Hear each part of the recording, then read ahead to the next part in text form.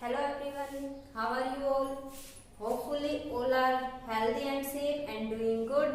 Okay, today we will discuss our next theorem, which is converse of BPT theorem, that is converse of Thales theorem. Converse of BPT कह सकते हैं या converse of Thales theorem कह सकते हैं। तो हमने अपनी लास्ट वीडियो में थेल्स थ्योरम को प्रूव कर लिया था।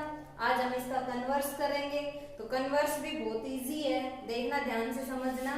तो क्या है, देखो सबसे पहले इसकी स्टेटमेंट क्या है। If A line divides any two sides of A triangle, ये कह रहा है कि ट्रायंगल की अगर दो साइड को एक लाइन डिवाइड करे इन द सेम रेशियो में, then the line is parallel to the third side. तो हमें प्रूव करनी है कि जो लाइन है वो पैरेलल है थर्ड साइड के। तो हम देखो कनेक्ट करके देखो, हमने जो थेल्स थ्योरम की थी उसमें क्या था कि इसमें उल्टा था, उसमें कि एक लाइन गिवन थी पैरेलल और हमें प्रूव करना था कि वो सेम रेशियो में डिवाइड कर रही है। अब इसमें क्या है कि वो एक लाइन है वो टू साइड्स को सेम रेशियो में डिवाइड कर रही है और हमें प्रूव करना है कि क्या वो लाइन क्या है, पैरेलल है थर्ड साइड के। तो देखो सबसे पहले इसका डायग्राम कैसे बनाएंगे वो देखो। ये कह रहा है कि एक लाइन, एक ट्रायंगल है, एक ट्रायंगल है, इसको हमने नाम डाल दिया ABC। अब ये कह रहा है कि if A line divides any two sides of A triangle, एक लाइन जो इस ट्रायंगल की दो साइड को डिवाइड करे, किस रेशियो में, सेम रेशियो में। तो हमने एक लाइन ले ली है D और E, ठीक है, D और E एक लाइन ली जो इसको सेम रेशियो में डिवाइड कर रही है टू साइड्स को। तो इट मींस क्या गिवन हमें AD/DB और AE/EC। हमें प्रूव क्या करना है, DE पैरेलल BC। तो सबसे पहले गिवन क्या है, ये तो स्टेटमेंट होगी इसकी। कई बार ऐसे पूछ लेते हैं state and prove converse of BPT theorem या कन्वर्स ऑफ थेल्स थ्योरम। तो हमें ये स्टेटमेंट लिखनी होगी, कई बार हमें स्टेटमेंट गिवन होगी तो हमें उसका प्रूव करना होगा। तो आपको स्टेटमेंट भी ध्यान रखनी है और उसका फिर प्रूफ कैसे है वो देखना है। तो देखो सबसे पहले हम गिवन है वो चीज लिखेंगे। गिवन क्या है, गिवन है एक ट्रायंगल ABC, एक तो एक ट्रायंगल ABC है, इन विच, या हम यूं कह सकते हैं कि D एंड E या DE divides line AB and AC in AD/DB and AE/EC। तो यहाँ पे ट्रायंगल ABC और AD/DB is equal to AE/EC, ये हमें गिवन है, ठीक है। प्रूव क्या करना है, टू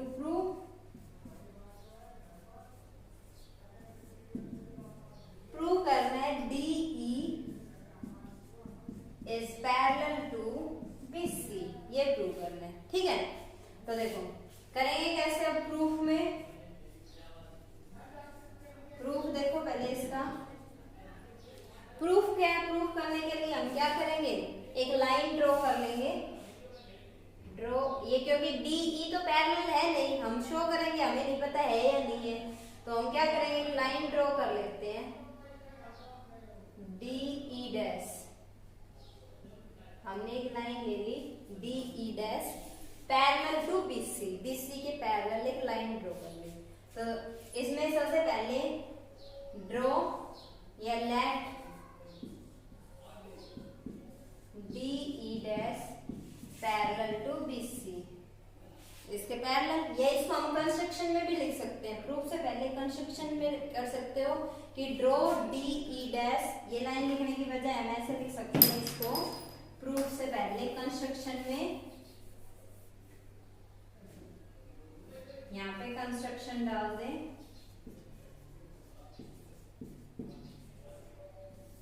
ठीक है, और यहाँ पे लिखेंगे draw DE' parallel to BC। हमने ये ड्रॉ कर लिया, क्लियर। अब प्रूफ में देखेंगे हम कैसे करेंगे। तो प्रूफ करने के लिए सबसे पहले जो चीज गिवन है वो लिख लेते हैं। तो गिवन है वो लिखो AD/DB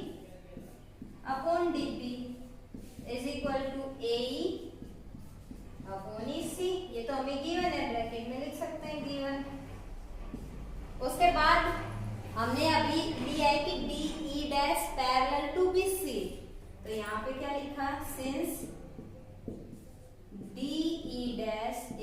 पैरेलल टू BC। अब बीपीटी थ्योरम पे चले जाओ। क्या था उसके अंदर कि अगर ट्रायंगल की एक साइड के पैरेलल एक लाइन है और वो अदर टू साइड को टू पॉइंट्स के ऊपर क्या कर रही है, कट कर रही है, तो वो सेम रेशियो में डिवाइड कर रही है। यही होते हैं ना, यही थी ना थेल्स थ्योरम की स्टेटमेंट कि अगर एक ट्रायंगल है, ट्रायंगल के एक साइड के पैरेलल हमने एक लाइन ड्रॉ कर दी जो कि हमने ड्रॉ की है, तो वो सेम रेशियो में डिवाइड करेगी अदर टू साइड्स को, जो कल हमने थ्योरम की थी उसके अंदर।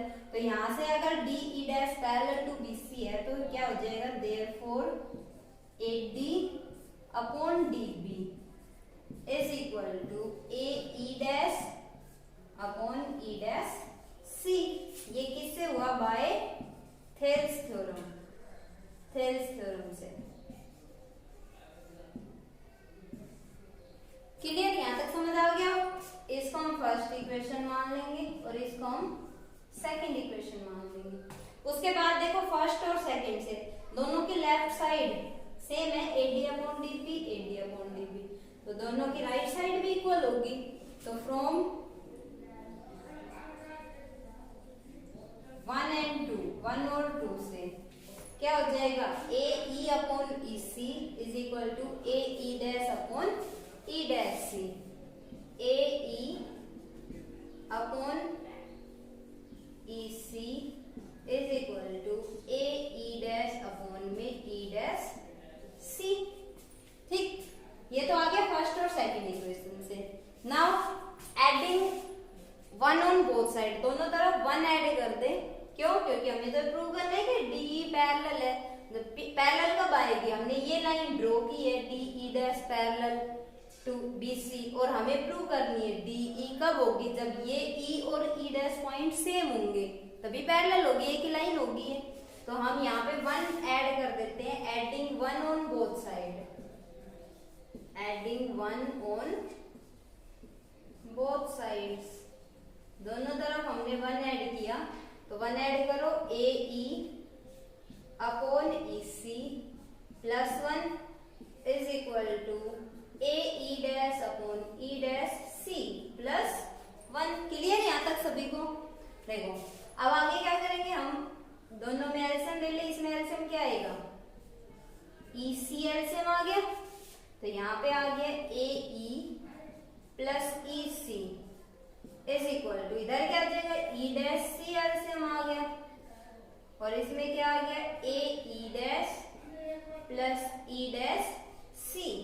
अब देखो डायग्राम में यहाँ पे हमारे पास AE प्लस EC, AE ये इतनी है प्लस EC ये इतनी है, दोनों इस लाइन को AE को और EC को ऐड करें तो कंप्लीट AC बन रही है।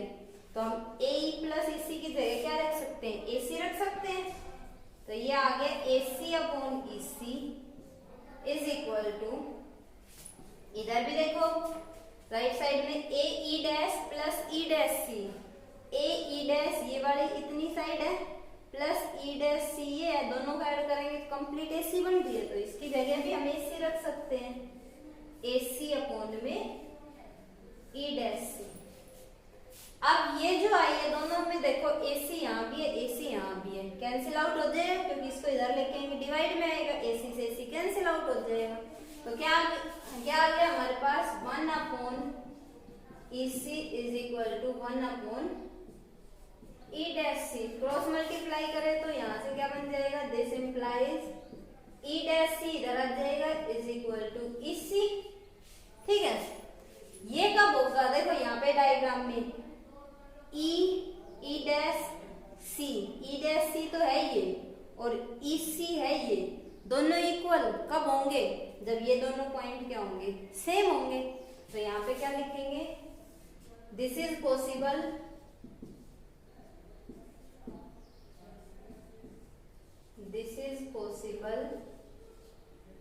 only when E and E dash are same point। ये पॉसिबल कब होगा, जब E और E डैश दोनों क्या होंगे, सेम पॉइंट होंगे। ठीक है, समझ आया सभी को। एक बार बार फिर से रिपीट कर देती हूँ मैं। देखो यहाँ पे स्टेटमेंट क्या गिवन है, ये गिवन है कि अगर एक लाइन ड्रॉ करें एक ट्रायंगल की जो दो साइड को सेम रेशो में डिवाइड करती है, तो हमें ये प्रूव करना है कि वो जो लाइन है वो थर्ड साइड के क्या है, पैरेलल है। तो उसको प्रूव करने के लिए हमने एक अनदर, क्योंकि हमें ये प्रूव करनी है डी ई पैरेलल बीसी, तो हम एक लाइन ड्रॉ कर लेंगे D E dash parallel to BC, ठीक है। फिर जो गिवन है पहले तो हमने वो लिख दिया कि AD upon DP is equal to AE upon EC, और फिर हमने जो लाइन ड्रॉ की है पैरेलल, उससे थेल्स थ्योरम से क्या आ गया, ये इसके इक्वल आ गया। दोनों के अगर हम लेफ्ट साइड देखें तो सेम है, तो राइट साइड सेम आ जाएगी, सेम आ गई, तो हमने इनको इक्वल रख दिया। इक्वल रखने के बाद क्या किया, adding one on both side, दोनों तरफ वन ऐड किया। उसके बाद एलसीएम लिया दोनों तरफ, तो यहाँ से हमारे पास AC अपॉन EC आया, यहाँ से AC upon E dash C आया, दोनों तरफ AC कैंसिल आउट हो जाएगा, क्या बच गया EC 1 upon EC is equal to 1 upon E dash C, cross multiply करके E dash C is equal to EC आ गया। तो यहाँ से ये दोनों कब होंगे सेम, जब E और E डैश क्या होंगे, सेम पॉइंट होंगे। तो यही है, दिस इम्प्लाइज, यहाँ पे लास्ट में क्या लिखोगे, देयरफॉर D, क्योंकि हमने दिया था ना कि D E dash parallel BC, और ई और ई डैश सेम पॉइंट है, तो therefore D is parallel to BC, D parallel आ जाएगा बीसी के। आई होप आप सभी को समझ आ गया होगा, अगर फिर भी कोई डाउट रह जाए तो पूछ लेना, ठीक है। चलो नेक्स्ट देखते हैं।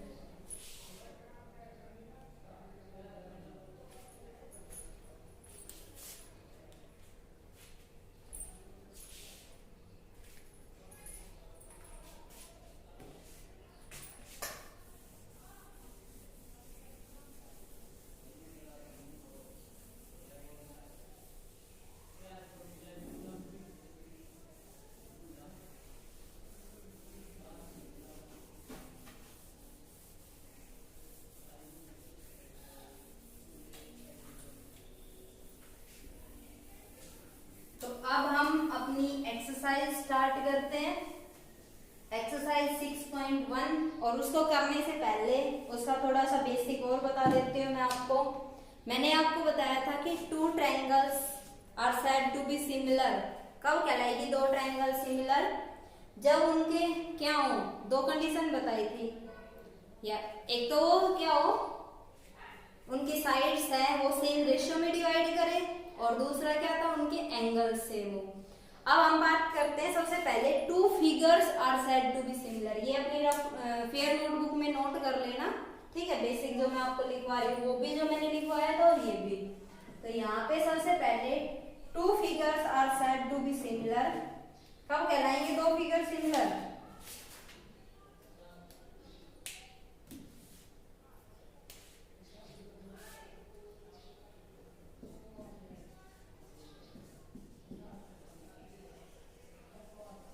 टू फिगर्स आर सिमिलर, दो फिगर की बात कर रहे हैं हम, कब होंगे, having if they have having same shape. Two figures are similar having same shape. दो फिगर सिमिलर कहलाएंगे जब उनकी शेप क्या हो, सेम हो, ठीक है। उसका not necessary the same size, जरूरी नहीं है कि साइज सेम हो, ब्रैकेट के अंदर लिख सकते हो नॉट नेसेसरीली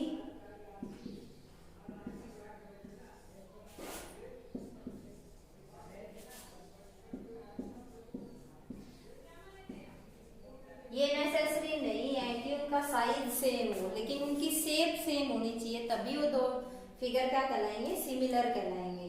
तो अब बात करें हम टू फिगर्स की बात की है, तो अगर मैं ये कहूँ एक ये सर्कल है और एक ये सर्कल है, क्या ये दोनों सर्कल फिगर सिमिलर है? क्योंकि वो दिखने में देखो दोनों क्या है, सेम है, लेकिन कॉन्ग्रुएंट है। कॉन्ग्रुएंट और सिमिलर में डिफरेंस है ना, बताया था मैंने। कॉन्ग्रुएंट तो क्या होंगे, कॉन्ग्रुएंट क्या होंगे, जिनकी एक तो साइड सेम हो, इक्वल हो, इट मींस इक्वल हो, ठीक है, और वो एक दूसरे के अंदर फिट होने चाहिए, ठीक।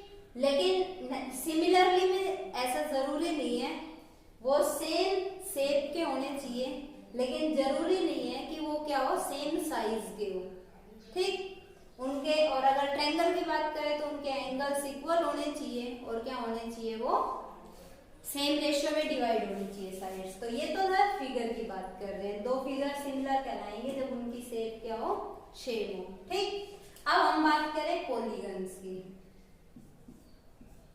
To polygons are said to B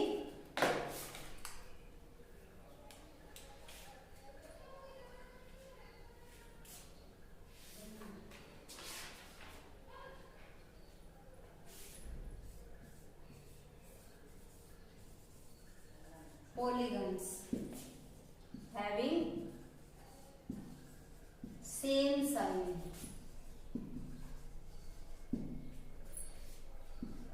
दो पॉलीगन जिनकी साइड नंबर ऑफ साइड्स क्या हो, सेम हो, having same number of sides, जिनकी नंबर ऑफ साइड्स क्या हो, सेम हो, वो पॉलीगन सिमिलर कहलाएंगे या नहीं कहलाएंगे और कब कहलाएंगे, कंडीशन क्या है उसके अंदर। तो उसकी फर्स्ट कंडीशन तो वही है कि दे हैविंग सेम शेप, उनकी शेप क्या होनी चाहिए, सेम होनी चाहिए, एंड एंगल्स क्या होने चाहिए, इक्वल होने चाहिए, ठीक है। सेम शेप होनी चाहिए, सेम एंगल होने चाहिए, and they divide their side divided in the same ratio, उनकी साइड क्या होनी चाहिए, सेम रेशियो में डिवाइड होनी चाहिए। तो यहाँ पे फर्स्ट है polygons having same number of sides are said to be similar, are said to be similar if first they have same angles, if they have same angles, and second if their corresponding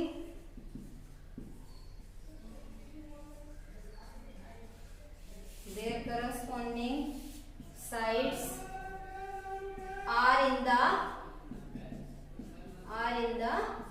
same ratio, same ratio में क्या होनी चाहिए, divide होनी चाहिए, ठीक है।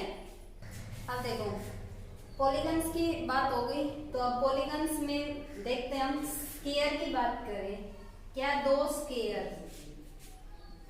ये दो स्क्वायर ले लिया हमने, क्या ये दो स्क्वायर सिमिलर होंगे, होंगे, क्योंकि स्क्वायर में एंगल्स तो क्या होते हैं, 90 डिग्री होते हैं, और ये सेम शेप के नजर आ रहे हैं आपको, तो ये क्या हो जाएंगे, टू स्क्वायर्स ऑलवेज सिमिलर, ठीक है।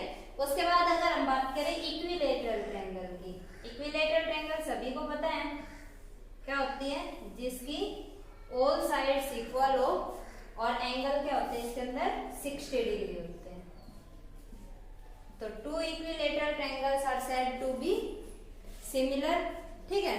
दो इक्विलेटरल ट्रायंगल सिमिलर कहलाएगी, क्यों, क्योंकि their all angles are equal, दोनों साइड दोनों ट्रायंगल्स उसके अंदर एंगल्स इक्वल होंगे और ये सेम शेप की है, इसलिए दोनों इक्विलेटरल ट्रायंगल के हैं, सिमिलर है। लेकिन अगर हम बात करें कि एक आइसोसेलेस ट्रायंगल ले लें, एक आइसोसेलेस ट्रायंगल ले ली हमने और एक इक्विलेटरल ट्रायंगल ले ली, क्या ये दोनों सिमिलर होगी, नहीं होगी, क्यों, क्योंकि जो आइसोसेलेस ट्रायंगल है उसके अंदर सारे एंगल 60 डिग्री नहीं होते, लेकिन इक्विलेटरल ट्रायंगल में क्या होते हैं, सारे एंगल 60 डिग्री होते हैं। तो ये ना ही सेम शेप की होंगी और ना ही क्या होंगी, सेम एंगल होंगे इसके अंदर, therefore these two triangles are not similar. तो सिमिलरिटी का क्राइटेरिया आप सभी को समझ आ गया होगा। उसके बाद अगर हम बात करें, आपने कॉन्ग्रुएंट पढ़ा है कि ऑल कॉन्ग्रुएंट फिगर, जो भी कॉन्ग्रुएंट फिगर है वो सारे क्या होंगे, सिमिलर होंगे, होंगे, क्यों, क्योंकि वो सेम शेप के तो होंगे, तभी तो एक दूसरे के अंदर फिट होंगे, और उनके जो एंगल्स है वो क्या होंगे, या उनकी साइड जो है वो क्या होगी, इक्वल होगी, तो वो दोनों क्या हो जाएंगे, सिमिलर हो जाएंगे। मीन्स कहने का मतलब ये है कि जो भी कॉन्ग्रुएंट फिगर होंगे वो सारे सिमिलर होंगे, लेकिन सिमिलर फिगर जरूरी नहीं है कॉन्ग्रुएंट हो। क्यों? क्योंकि देखो कॉन्ग्रुएंट, अब अगर हम इसकी बात करें कि क्या ये दोनों स्क्वायर सिमिलर तो है, क्या ये दोनों स्क्वायर कॉन्ग्रुएंट है? नहीं है। क्यों? क्योंकि ये इसकी साइड कम है, इसकी साइड बड़ी है, तो ये अगर इसके अंदर रखें तो फिट नहीं होगी। छोटी है ना ये, तो इसके अंदर आ जाएगी लेकिन ये फिट नहीं होगी। तो ये क्या है? सिमिलर तो है लेकिन कॉन्ग्रुएंट नहीं है। तो कहने का मतलब क्या है, यहाँ पे स्टेटमेंट लिखना है तुम्हें,